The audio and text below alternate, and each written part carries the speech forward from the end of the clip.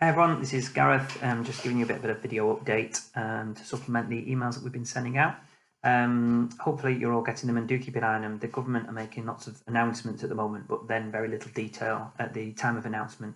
So what we're doing is we're monitoring it every day. We send out email updates as soon as we get the information, so just do keep an eye on them. They are going to be important. What I'm going to try and do with these videos is just do little short updates where there might be room for a little bit of interpretation around the topics that clients are asking us the most about.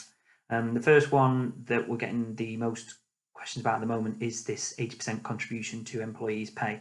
So we'll try and let you know what we know right now and what we don't know, and give you a bit more update. So first and foremost, a lot of people are asking, what do we do with the March payroll? HMRC haven't said when they're going to backdate these repayments to.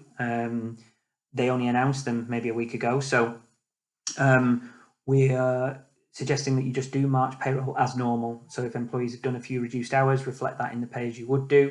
If people have been self-isolating, then they will be entitled to SSP, statutory sick pay that is, which you will get back, the mechanism for which we still don't know. But just carry on with your March payroll as you normally would and pay people as normal. HMRC have suggested that they're going to build some kind of system. I would suggest it's going to be an online portal in a matter of weeks, which is surprising because they normally take a matter of weeks to open a letter and reply. But that system should be up soon, sometime in April. And when that system is up, any employees that you are going to designate as what's known as furloughed can be identified on that system.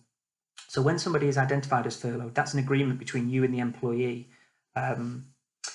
Say agreement, do you tell them, do they agree to it? But it's a bit of a no-brainer in that the employee is going to be given the choice of, they can continue to work, obviously, but really, they may well be looking at being laid off temporarily, albeit. So the employee gets to cease work, still is given 80% of their pay, and you will have that 80% reimbursed from HMRC up to a maximum of 2,500, which equates to a 30k a year salary.